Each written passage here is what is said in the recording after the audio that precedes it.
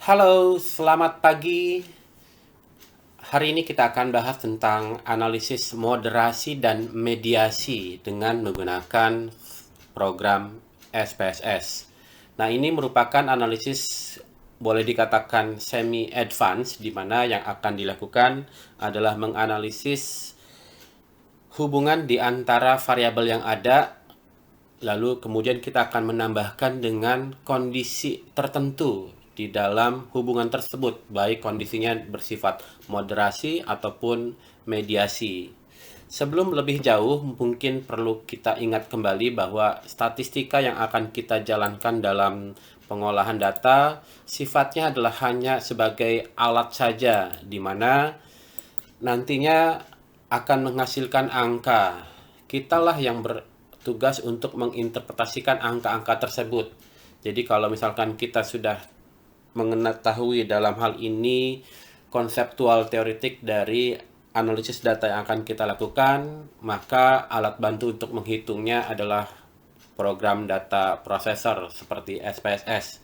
Nah, nanti kita akan coba lebih jauh untuk menginterpretasikan hasil tersebut supaya lebih memiliki makna. Dalam statistika, apa yang kita pelajari di tahapan sebelumnya, ini akan menjadi fondasi bagi yang setelahnya. Dalam analisis moderasi dan mediasi, tahapan sebelumnya adalah regresi, analisis regresi. Nah, sebelum kita memahami regresi, kita perlu memahami namanya analisis korelasi, korelasional. Kemudian lebih mundur lagi mungkin Z-score dan distribusi normal. Jadi dalam hal ini perlu kalian yakinkan dulu apakah pemahaman kalian di previous stage sudah cukup untuk menjadi fondasi dalam analisis moderasi dan mediasi. Sebetulnya apa sih yang mendasarkan dari analisis moderasi dan mediasi? Dalam hal ini, moderasi dan mediasi adalah analisis yang multivariat. Ada lebih dari 2 variabel yang terlibat yang nanti akan kita lakukan analisis. Kenapa dalam hal ini merupakan yang lebih bisa menjelaskan lagi tentang hal yang bersifat kompleks? Karena selain para peneliti dan juga kita tidak puas menunjukkan bahwa hubungan di antara 2 variabel yang ada, kita kadang menemukan ada kondisi tertentu yang membuat hubungan atau kaitan atau pengaruh dari variabel yang ada itu juga dipengaruhi oleh variabel yang lain. Pengaruhnya ini bisa berbentuk moderasi, mediasi, ataupun conditional process analysis. Apa itu conditional process analysis? Kurang lebih adalah mungkin moderasi termediasi atau mediasi termoderasi. Ada banyak eh, ada banyak model yang akan disampaikan dalam buku Andrew Hayes. Dalam hal ini referensi yang akan digunakan adalah dari terutama bukunya Andrew Hayes tentang mediasi, moderasi, dan conditional process analysis. Di buku yang terbaru ini ada 94 model walaupun belum ditemukan seluruh rumusnya yang ada. Kalau di buku yang pertama, bukunya Andrew Hayes itu baru menemukan 74 model. Jadi dalam hal ini adalah pengembangan terus-menerus dari ilmu pengetahuan untuk menemukan hal-hal yang baru. Untuk video yang juga saya jadikan referensi dalam hal ini adalah dari kakak saya, Andy Field. Andy Field ini adalah pengajar di Inggris, sangat terkenal dengan gayanya yang sangat urakan dalam menjelaskan statistika. Tapi memang dalam video Andy Field yang bisa ditemukan di dalam YouTube ini masih menggunakan referensi bukunya Hayes di edisi yang pertama. Sebelum kita bisa melakukan analisis moderasi, mediasi, dan conditional process analysis, mungkin perlu juga kalian siapkan sebelum menjalankannya. Jadi setelah selesai yang slide ini, silahkan kalian coba lakukan ini dulu, administrasi di dalam persiapan softwarenya. Pertama kita lakukan download program proses yang terbaru dari websitenya Andrew Hayes. Ini nama ini sangat asosiatif. Jadi di sini ada websitenya Andrew Hayes, andrewhayes.com. kemudian dilihat di proses page, nanti akan masuk ke sini. Oke, tadi saya sudah buka. Kemudian dalam hal ini ada di menunya download, nanti ketemu fitur download ini. Kemudian download proses yang terbaru saat ini di websitenya adalah versi 3.4. Nanti setelah di-download, maka akan ada filenya. Filenya berbentuk zip pertamanya, nanti berbentuk zip. Setelah diekstrak, nanti akan menjadi ini filenya. Ada banyak. Lalu kalian cari filenya di program SPSS. Oh ya, selain program SPSS juga ada untuk SAS dan juga untuk R. Nanti untuk R masih dalam pengembangan oleh Andrew Hayes. Dilihat di proses, nanti dilihat untuk file proses.sas sekarang. Kalau sebelumnya namanya SPD. Iya, apa yang berikutnya dilakukan adalah kita membuka program SPSS as administrator dari menu start. Dari tombol start ini kalian cari program SPSS. Kalau saya adanya di IBM SPSS ini.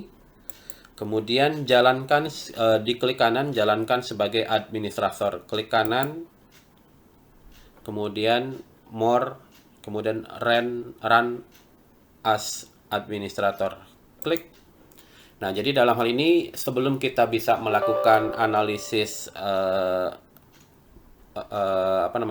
proses, yang perlu dilakukan adalah kita perlu melakukan instalasi tambahan di dalam program SPSS dengan memasukkan program proses ke dalam SPSS. Ini klik OK aja. Jadi yang akan dilakukan, kita menambahkan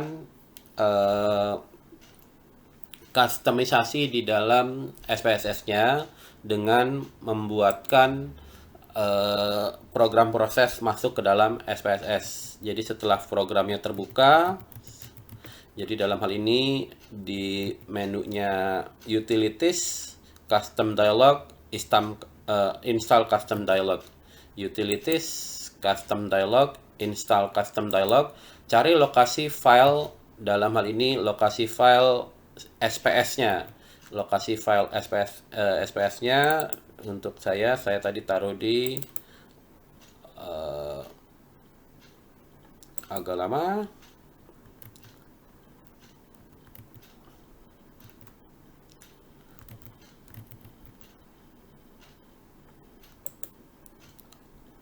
Belum kebuka. Oke, saya mungkin lupa lokasinya.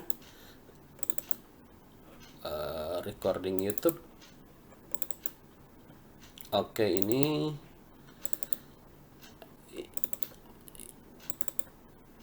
ya.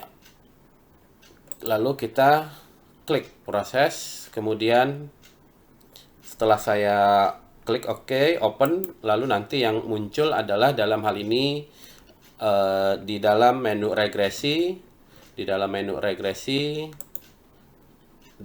regresi ini akan ada proses.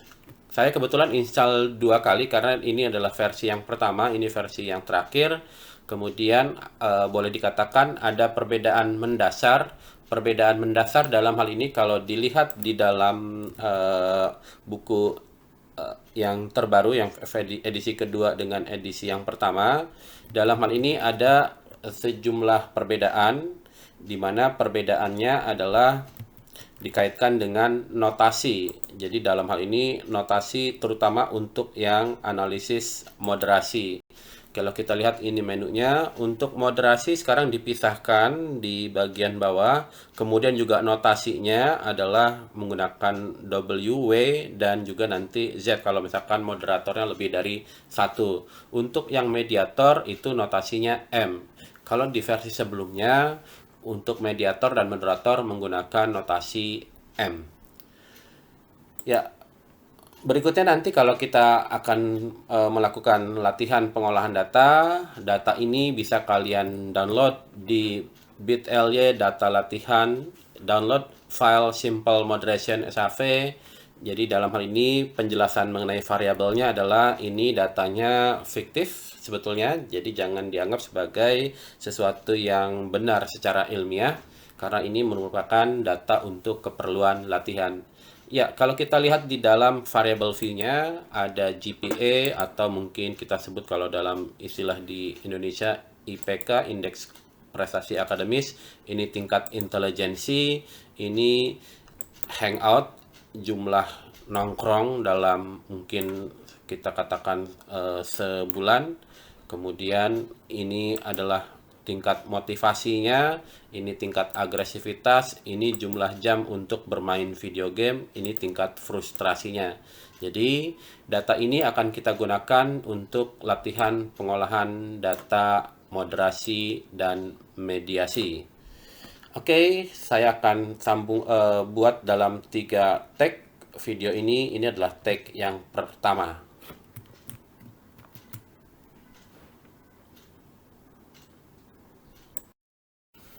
Oke, kita lanjutkan. Jadi dalam hal ini, ketika penelitian pada awalnya dulu, itu lebih banyak berfokus kepada hubungan di antara dua variabel. Notasi yang umum yang sering dipakai adalah X dengan Y. Mungkin X itu juga bisa berupa prediktor, Y itu bisa berupa outcome. Jadi ini IV, ini DV. Atau bisa juga yang ini variabel 1, ini variabel 2, terutama dalam penelitian korelasional. Nah, permasalahannya adalah dalam hal ini seolah kondisi tersebut tidak dipengaruhi oleh variabel yang lain atau kondisi yang lain. Sehingga dengan demikian, ketika semakin lama dibutuhkan tentang penjelasan dari kondisi tersebut, maka diperlukan adalah mekanisme tertentu yang dapat melihat apakah dalam hal ini kondisinya itu seperti apa, betul atau tidak bahwa pengaruh IV terhadap DV atau hubungan di antara variabel yang ada itu juga dipengaruhi oleh adanya kondisi yang lain. Jadi kita bisa lebih memahami, oh kalau misalkan IV mempengaruhi DV, sebetulnya belum tentu ada kondisi di mana akan iya atau akan tidak, atau akan tinggi atau akan rendah. Jadi inilah yang akan dibuka dalam menggunakan yang conditional process analysis. Ada dua besaran dalam hal ini, yaitu yang when dan how. Jadi dalam hal ini kapan atau untuk siapa, kalau memang ini adalah pengelompokan yang terjadi atau ada grouping di dalam datanya, itu nanti akan dijawab dengan analisis moderasi. Sementara bagaimana suatu IV akan mempengaruhi DV itu akan banyak dibahas dengan menggunakan analisis mediasi. Jadi dalam hal ini when dan how. Kapan dalam hal ini terjadi itu bisa dilihat dari besarannya, dari pengaruhnya berapa besarannya, atau bahkan juga dengan tandanya. Yang tadinya positif ketika ada kondisi lain yang terlibat, maka mungkin saja bahkan akan menjadi tandanya negatif. Jadi ini akan sangat ekstrim. Tapi yang jelas mungkin yang secara umum adalah size-nya. Tadinya pengaruhnya kecil, ketika ditambahkan kondisi yang lain akan menjadi pengaruh yang sangat besar. Jadi pengaruh IV terhadap DV itu dipengaruhi oleh adanya moderator variabel atau variables. Jadi bisa dalam hal ini satu atau lebih jumlah moderator variabelnya. Nah, kalau bagaimana terjadinya suatu result atau suatu outcome, dalam hal ini adalah analisis mediasi, di mana yang akan dilakukan dalam hal ini kita akan melihat pengaruh IV terhadap DV, di mana sebetulnya kita bisa melihatnya dari pengaruh IV terhadap DV melalui dengan adanya variabel yang lain yang disebut sebagai moderator. Untuk notasi diperhatikan bahwa untuk moderator itu notasinya M, sementara untuk mediator notasinya adalah W. Nah, ketika tadi kita katakan bahwa perkembangannya dari hanya melihat dua variabel lalu ditambahkan adanya variabel yang lain, untuk sejumlah peneliti dan metodologi penelitian itu tidak dianggap cukup karena dalam hal ini hanya menjawab how dan when saja. Jadi dirasakan ini belum lengkap. Maksudnya apa sih ketika kita ingin melakukan analisis lebih jauh adalah analisis when of the how atau how of the when. Jadi ini adalah disebut sebagai conditional process modeling atau conditional process analysis. Kita akan lihat moderasi termediasi atau mediasi termoderasi. Jadi ini tahapan lebih jauh. Yang akan dibahas dalam video ini kita akan lebih yang how dan when dulu saja, karena memang akan sangat erat kaitannya dengan konseptual teoritis yang terlibat di dalam variabel-variabelnya. Nah, ini mungkin akan ada banyak pertentangan ketika when dan how ini bolehkah dipertukarkan. Jadi kalau dapat dikatakan pandangannya mungkin ada pandangan berbeda. Pandangan yang pertama adalah mengatakan bahwa konseptualnya harus ada lebih dahulu, lalu kita mengambil data, lalu hasilnya kita analisis. Nah, pandangan yang kedua yang lebih menekankan kepada sebetulnya ini menjadi teori builder, menjadi pengembangan teori. Jadi kita ambil data dulu, lalu kita olahkan. Dari data yang ada, kita coba dalam tanda kutip main-main dengan data, kita intertwin, kita tukarkan antara moderator dengan mediator, lalu nanti kita akan lakukan pengujian. Jadi kalau misalkan dalam hal ini pengujian datanya menunjukkan adanya analisis moderasi yang oke, walaupun awalnya diduga bahwa ini adalah mediasi, atau terbalik, ini dikatakan ada mediasi tapi awalnya kita mengatakan analisisnya harusnya moderasi. Kalau datanya itu mensupport dari apa yang akan kita simpulkan, sebetulnya bisa saja ini menjadi teori yang baru. Tapi ini mungkin sekali lagi akan banyak perdebatannya. Lebih banyak yang menganggap bahwa konseptual lebih utama dipentingkan terlebih dahulu dibandingkan dengan analisis data yang bersifat kuantitatif. Jadi dalam hal ini juga bisa saja variabel yang sama, baik sebagai IV maupun sebagai moderator ataupun mediator, itu bisa saja menjadi keduanya secara bergantian. Oke, ini area teoritis, jadi dalam hal ini yang akan saya bahas lebih banyak aspek kuantitatif komputasionalnya dibanding teoritikalnya. Yang pertama adalah analisis moderasi. Yang akan kita lakukan adalah membuka boundary condition dari dua variabel. Jadi yang perlu diingat bahwa di dalam analisis moderasi, mediasi, dan conditional process analysis, dasarnya adalah regresi. Apa beda antara regresi dengan korelasi? Pada dasarnya dalam analisis regresi sudah ditentukan mana yang merupakan prediktor, mana yang merupakan outcome-nya, mana IV-nya, mana DV-nya. IV dinotasikan dengan X, DV dinotasikan dengan Y. Untuk istilah di dalam SPSS, DV lebih banyak disebut sebagai outcome.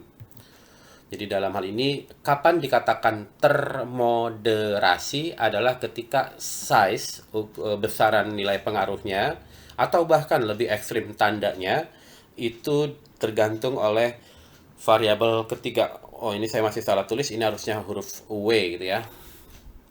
Saya masih pakai yang lama, belum saya edit. Jadi dalam hal ini moderasi juga disebut sebagai interaksi. Jadi kalau misalkan dalam hal ini termoderasi, maka dapat dikatakan ada interaksi antara interaksi IV dan DV oleh moderator. Kita lihat dalam hal ini tiga kondisi. Jadi kalau dikatakan bahwa pada ini adalah M adalah nilai moderator. Ini masih notasi yang lama, saya ambil dari bukunya Hayes yang pertama. Jadi ini kalau moderator nanti diganti dengan W ya. Oke, jadi dalam hal ini adalah IV-nya, ini adalah DV-nya. Ini kita sering lihat di dalam analisis korelasi ataupun regresi menggunakan scatter dot. Jadi anggaplah garis ini adalah visualisasi dari sekumpulan scatter dot. Kalau pada nilai moderator variabel yang rendah, maka pengaruh IV terhadap DV slope-nya seperti ini nih. Kalau pada moderator yang sedang, slope-nya sama dengan yang rendah maupun yang tinggi. Nah, ini berarti kondisinya adalah tidak ada pengaruh, no moderation, karena baik pada yang kondisinya rendah, tinggi, dan sedang itu memiliki hal yang sama. Misalkan saya ingin melihat dalam hal ini pengaruh yang klasik dulu ya. Misalkan mau melihat pengaruh IV-nya atau X-nya adalah intelijensi. Kemudian DV-nya adalah mungkin sering kita dengar bahwa intelijensi mempengaruhi prestasi belajar. Nah, juga sering sekali kita lihat bahwa ada orang-orang tertentu yang memiliki intelijensi yang tinggi tetapi tidak terlalu perform di dalam akademisnya. Jadi kalau kita lihat mungkin dipengaruhi oleh namanya motivasi. Nah, kalau dalam kondisi no moderation, motivasi ini baik rendah, sedang maupun tinggi tidak memiliki pengaruh terhadap DV-nya. Jadi mau tinggi atau sedang atau rendah terbalik itu tidak akan ada pengaruhnya intelijensi terhadap prestasi belajar. Tapi kalau kita lihat pada gambar yang berikutnya, jadi dalam hal ini kalau ada interaksi atau moderasi bahwa pada orang-orang yang motivasinya rendah, maka kemiringannya atau pengaruh IV terhadap DV slope-nya ya agak landai. Kalau misalkan pada orang dengan motivasinya sedang, itu akan lebih meningkatkan lagi. Lalu kalau pada motivasi yang tinggi itu sangat meningkatkan. Jadi dalam hal ini kita akan melihat bahwa ada interaksi atau moderasi dari variabel motivasi terhadap pengaruh intelijensi terhadap prestasi belajar. Jadi kalau misalkan secara visualisasi ini adalah perbedaan size-nya. Tadinya rendah, kemudian sedang, kemudian pengaruhnya menjadi tinggi.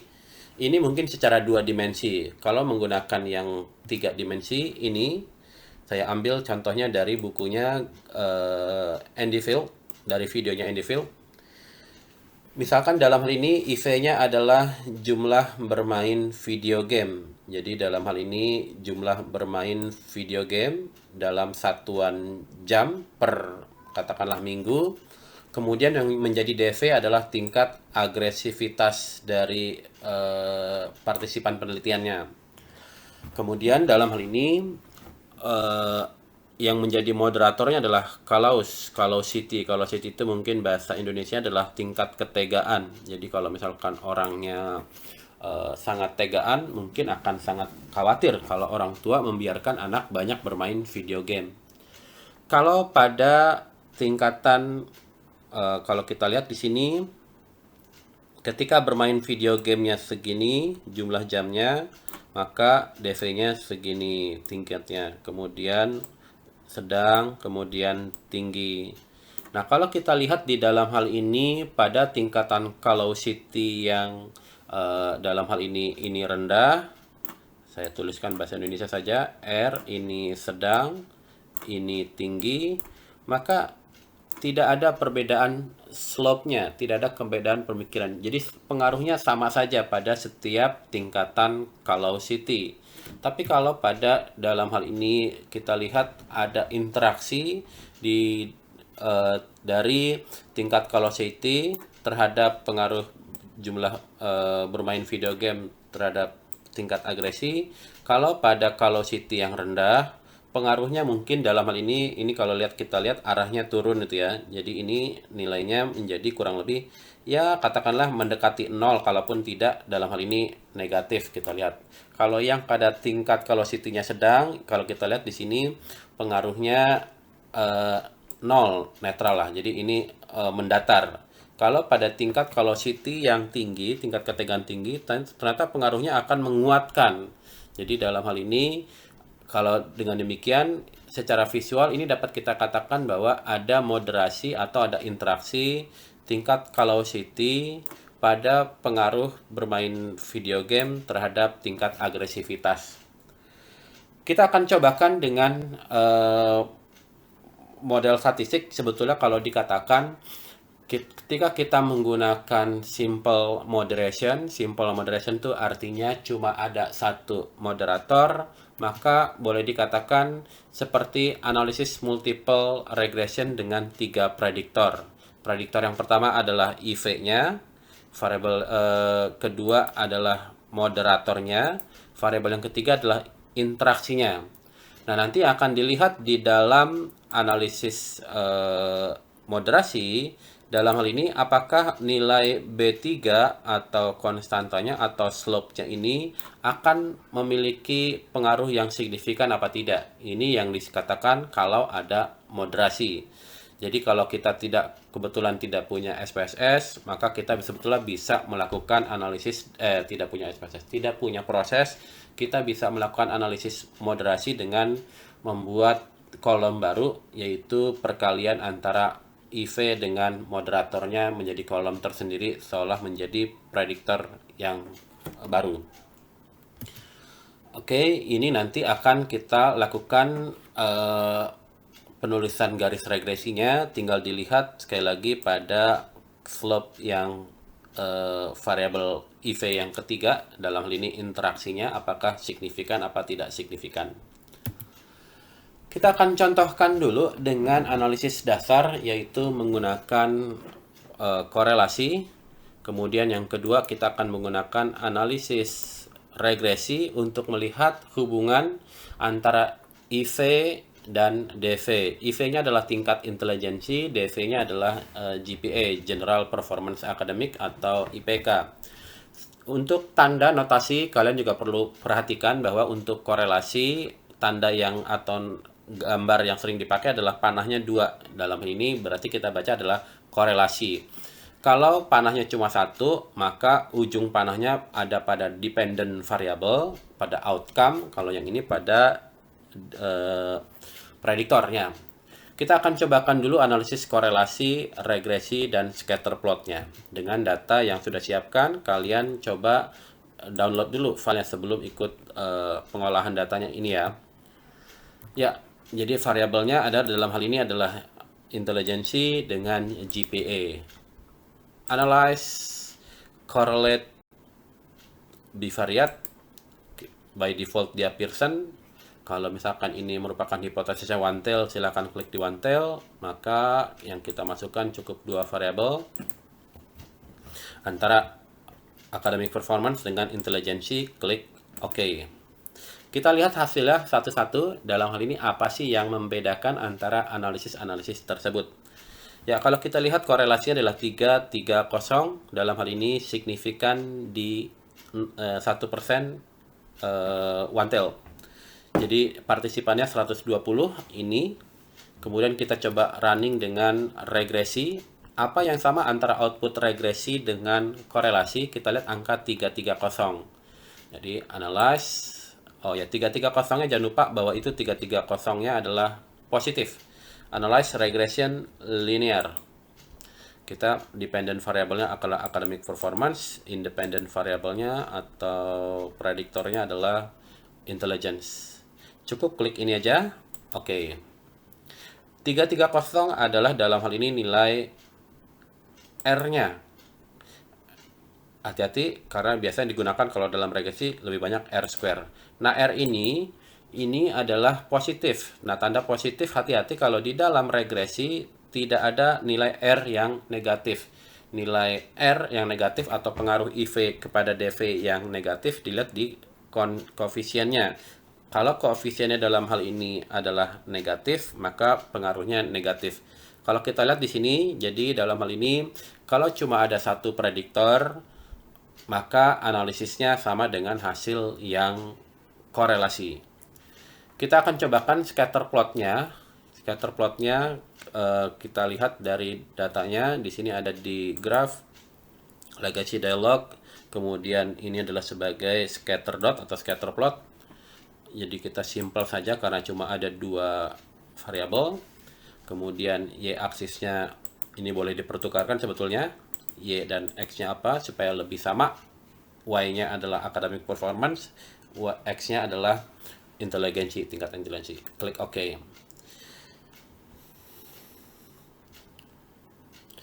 Agak lama karena bikin grafik. Ya, ini gambarnya. Jadi kalau secara umum, kalau kita punya nilai korelasi 0,3, maka boleh dikatakan titik-titik scatter dotnya akan cenderung ya mendekati garis lurus. Jadi secara umum patternnya adalah dari kiri bawah ke kanan atas dengan slope yang tidak terlalu besar karena memang 0,330. Nah, jadi yang berikutnya akan dilakukan secara visualisasi adalah bagaimana kita melakukan analisis simple moderation dengan melihat apakah tingkat motivasi dalam hal ini akan memoderasi, atau dalam hal ini kita akan melihat apakah motivasi ini akan ada interaksinya dengan pengaruh intelijensi terhadap prestasi akademis. Jadi hipotesisnya adalah motivasi akan memoderasi pengaruh intelijensi terhadap performa akademis. Kita menduga bahwa pada orang-orang yang tinggi tingkat motivasinya akan memiliki prestasi belajar yang lebih tinggi. Nah, kalau secara visual ini memang agak kesulitan kalau pakai SPSS, tidak terlalu bisa melihat. Jadi dari scatter dot ini nanti kita akan gambarkan bahwa orang yang mana yang memiliki tingkat motivasi yang rendah. Nanti mungkin kalau mau pakai software yang lain, warnanya mungkin dibedakan. Kemudian pakai yang motivasinya sedang, warnanya dibedakan, yang tinggi dibedakan. Nanti kalau kita lihat patternnya bahwa apakah pada orang-orang yang motivasinya tinggi, itu pengaruh intelijensi terhadap academic performance akan lebih kuat lagi. Jadi kalau kita kembali ke sini, motivasi, ya seperti ini, apakah dalam hal ini terjadi no moderation, artinya bahwa pada motivasi yang rendah, yang sedang, yang tinggi, pengaruh IV terhadap DV sama kondisinya, atau seperti yang digambar di sebelahnya, di mana dalam hal ini kalau pada orang-orang dengan motivasi yang rendah, pengaruhnya kecil atau slope-nya kecil atau bahkan mungkin negatif atau mendekati nol. Kalau pada yang tingkat motivasinya sedang, mungkin kita katakan misalkan itu memiliki pengaruh yang signifikan antara intelijensi dengan prestasi belajar. Pada yang orang dengan motivasi yang tinggi, maka pengaruhnya akan sangat-sangat signifikan. Nah, apakah dalam hal ini hipotesis yang akan kita ajukan ini dapat dibuktikan tidak dengan pengolahan data? Oke, kita akan lakukan analisis moderasi dengan SPSS, di mana dalam hal ini outcome-nya adalah GPA, independent variabelnya adalah intelijensi, moderator variabelnya atau W variabelnya adalah motivation. Ini hati-hati, saya tuliskan motivati putih dan on-nya itu warna kuning. Maksudnya apa? Kita coba running dulu aja ya. Ya, jadi kalau kita merunning menggunakan eh, analisis moderasi di SPSS, nanti kalau kita sudah punya instalasinya akan ada proses. Ini saya sudah install dua versi, versi lama dan versi baru. Kita pakai versi baru saja supaya kalian juga lebih up to date dengan kondisi terkini. Ya, klik di prosesnya. Kemudian Y variabelnya adalah GPA, intelijensi sebagai prediktornya. Untuk yang motivasi itu sebagai yang W. Jadi dalam hal ini ditempatkan di posisi mana harus sudah sesuai dengan posnya masing-masing. Untuk model number, hati-hati, model number di sini kalau kita lihat ada 92, tapi kalau di bukunya Hayes itu ada 94. Jadi kalau kita lihat di bukunya Hayes itu model 1 ini, model 1 ini namanya simple moderation, dengan satu prediktor sampai model 94. Kita coba lihat dulu apa yang sudah dibuatkan oleh Hayes. Gambarnya bagus-bagus, cantik. 8 91 92. Oh, 92 ternyata. Oke, saya salah lihat. Oke, jadi ada modelnya 92 model. Kemudian klik oke. Ini proses ini akan sangat lama karena memang ada running background-nya yang di luar yang ditampilkan. Jadi dalam hal ini saya berikan contoh yang salah dulu biar kalian tahu salahnya di mana. Lalu nanti berikutnya kalian akan coba perbaiki. Kita lihat di sini sudah dikatakan SS process is ready, artinya sudah selesai prosesnya. Nah, kalau kita lihat di sini dituliskan bahwa saya zoom perbesar atau cukup di sini saja, bahwa variable names longer than 8 karakter. Nah, jadi dalam hal ini yang perlu kita perbaiki adalah nama variabel dalam SPSS ketika kita mengolahkan dengan analisis proses itu jangan lebih dari 8 karakter. Jadi untuk motivasi saya akan ganti menjadi motivati aja gitu ya. Di variable view ini motivati. Oke, 8 karakter. Ya. Saya ulangi lagi, dalam hal ini analyze regression proses, kemudian sudah tersimpan motivati, mungkin kalau mau lebih yakin dikeluarkan dulu. Ya. Ini confidence intervalnya by default adalah 95. Bootstrap itu pengolahan data kembali, retake dari data yang ada lalu resampling sebanyak 5000 kali. Ini memang konsekuensinya kalau pilihannya lebih banyak lagi, maka prosesnya akan sedikit lebih lama. Untuk Bootstrap nanti saya jelaskan dalam video saya yang lain. Ya, klik OK lalu ditunggu tidung ini akan text time agak lama. Jadi silahkan kalian tunggu dulu. Kira-kira ya biasanya 10 detikan tergantung spesifikasi komputernya. Ya, oke, sudah selesai. Oke, kita lihat outputnya. Ini akan kecil view-nya karena di dalam SPSS itu tidak bisa menu zoom. Saya coba cari cara supaya kita bisa melihat lebih jelas lagi ukuran fontnya.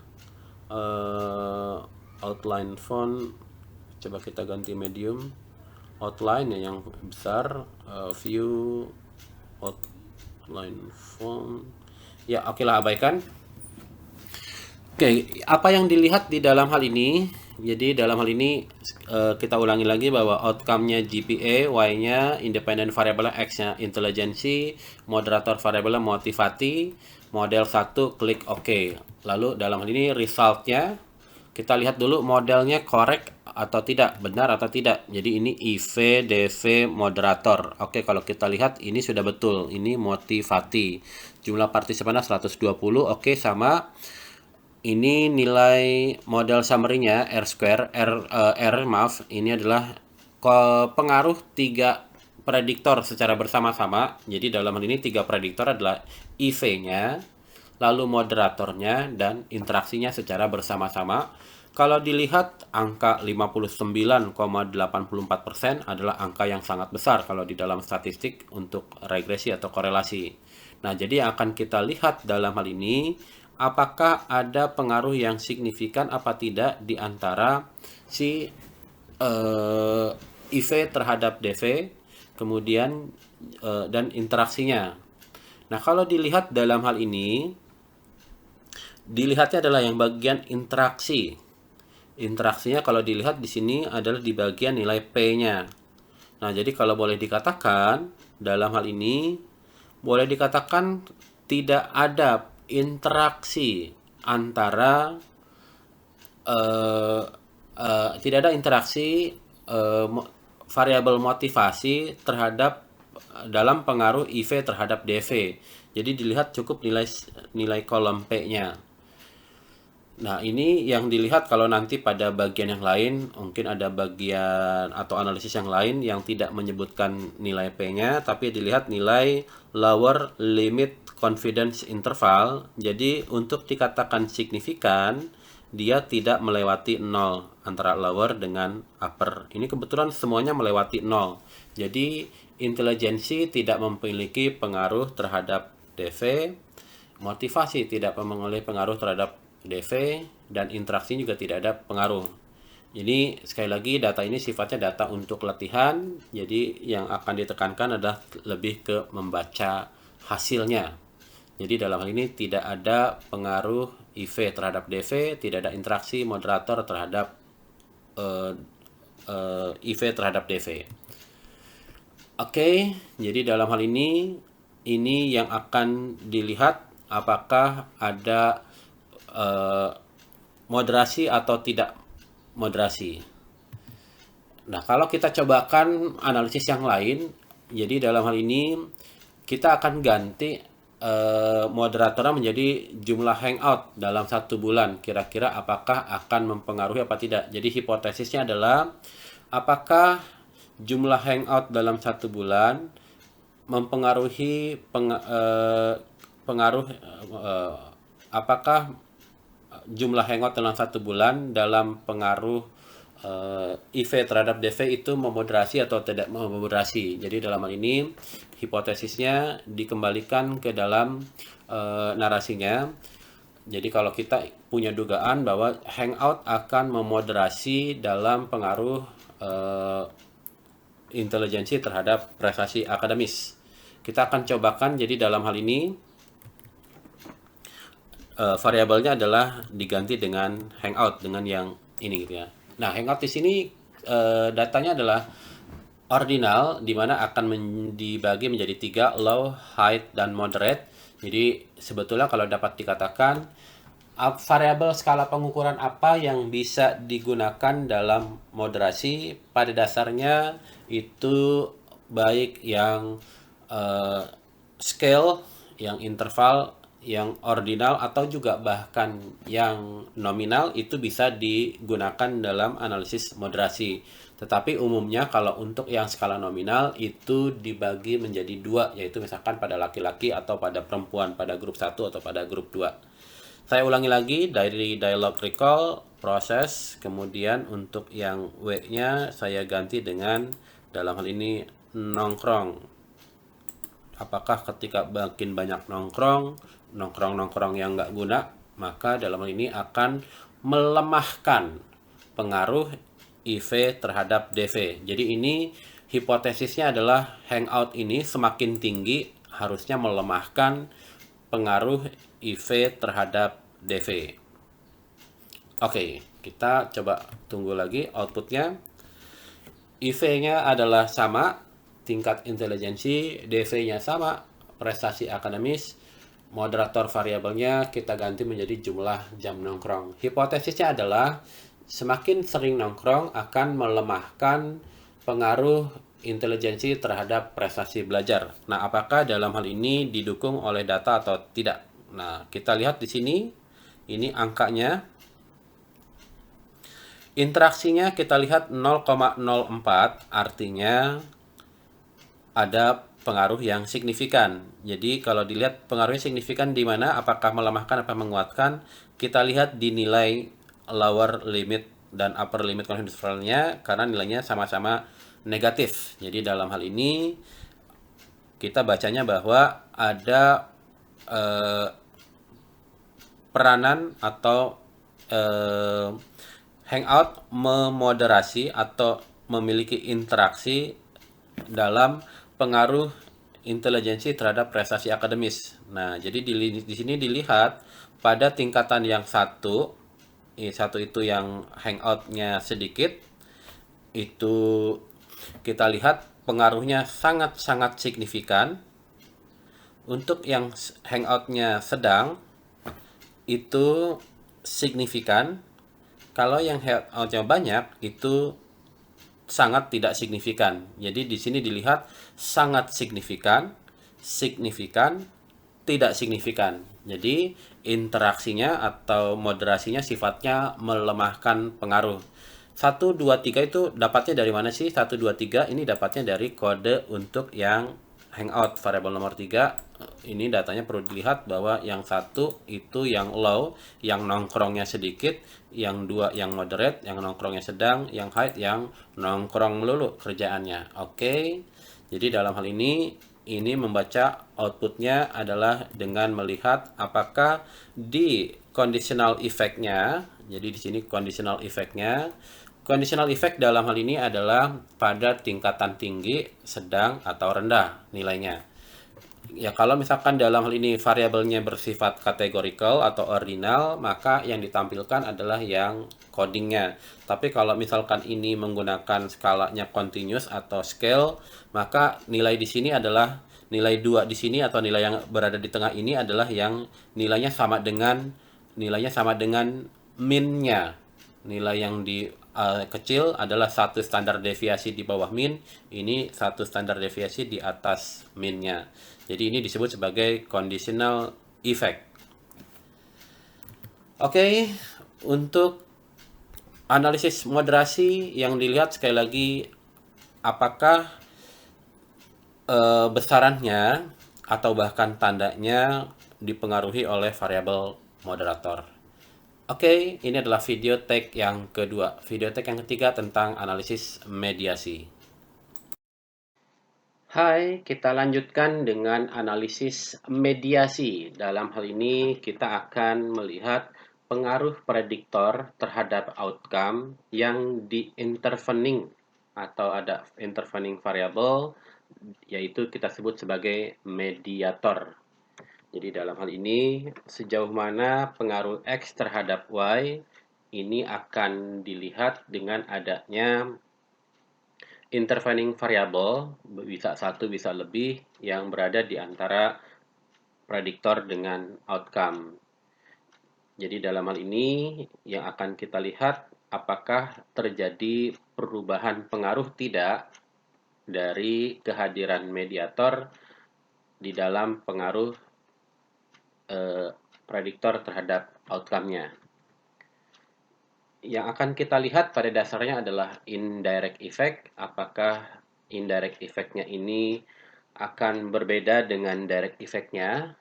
Yang diharapkan di dalam analisis mediasi adalah adanya indirect effect yang signifikan, bahwa pengaruh IV terhadap DV signifikan dipengaruhi oleh mediator variabel.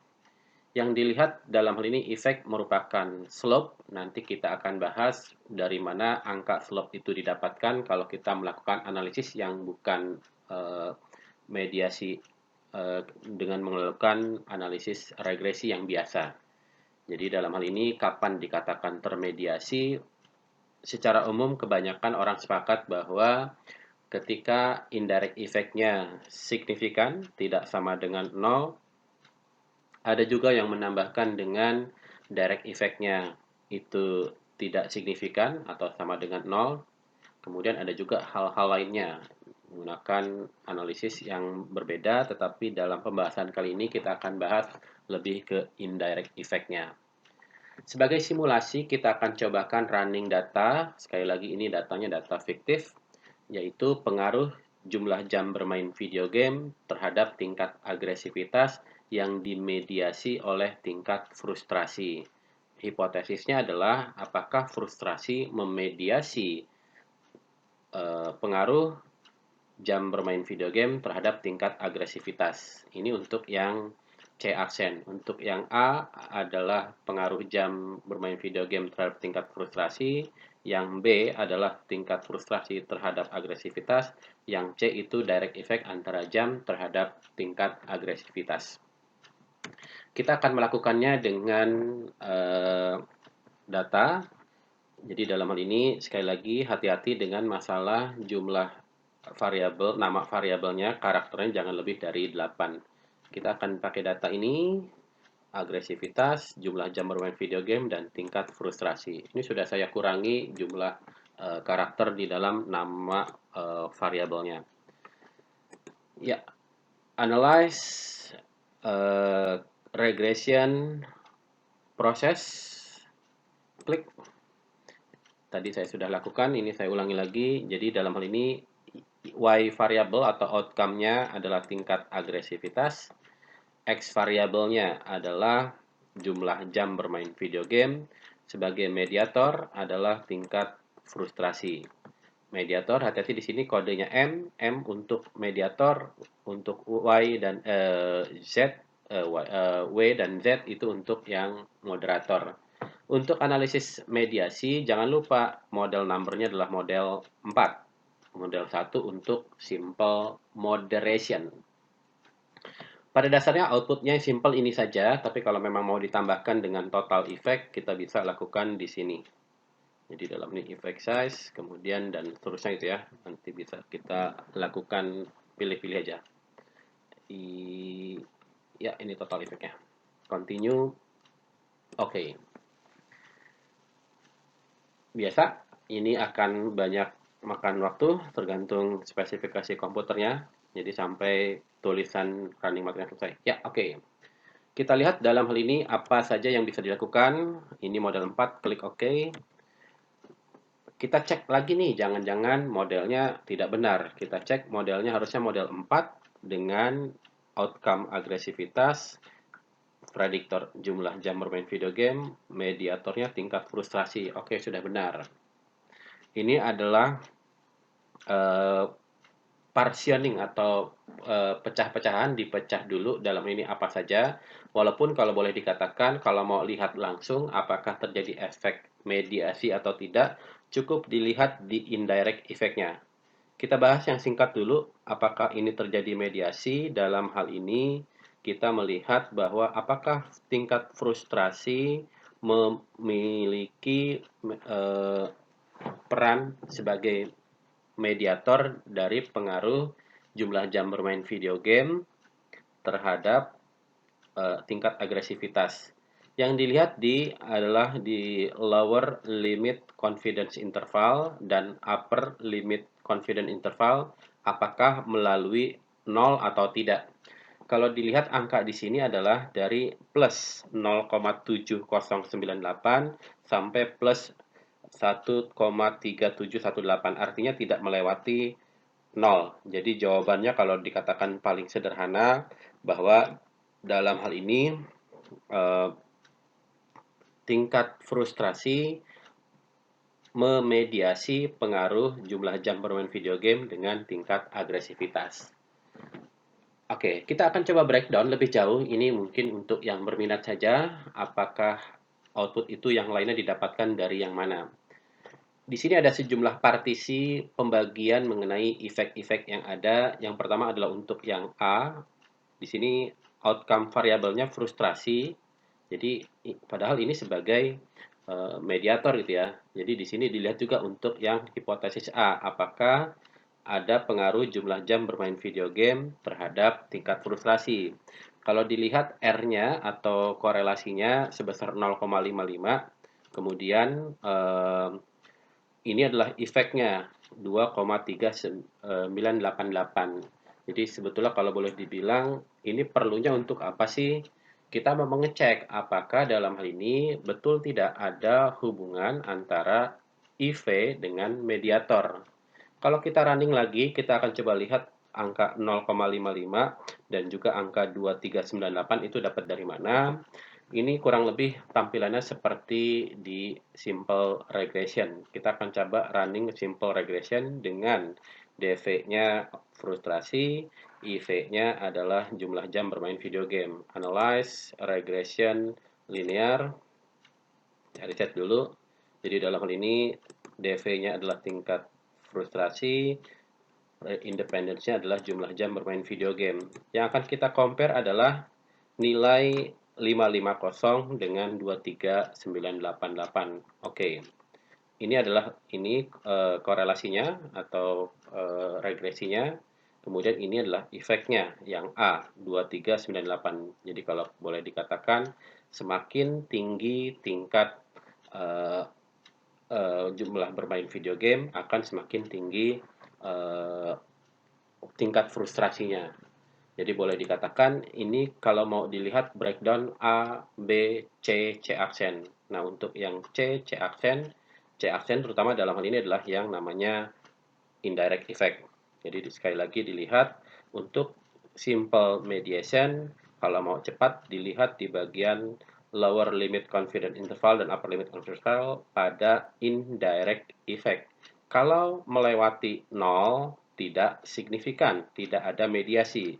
Ini dua angka ini lower dan uppernya tidak melewati 0, artinya signifikan, ada mediasi. Kalau kita lihat directnya itu signifikan. Kalau kita dapatkan direct dan indirectnya itu dua-duanya signifikan, kita sebut sebagai full mediation atau full mediated. Kalau hanya salah satu, terutama dalam ini yang sifatnya indirect, maka disebut yang partial mediation atau partial mediated. Kalau untuk total di sini kita lihat bahwa nilai total sama dengan direct ditambah indirect. Jadi kalau 1,023 ditambah ini minus hasilnya ini. Jadi boleh dikatakan ini sebetulnya hanya informasi tambahan untuk mengetahui partisi dari angka-angka yang ada. Oke, jadi dalam hal ini mudah-mudahan dapat dipahami. Sampai ketemu lagi di video saya yang lain. Terima kasih.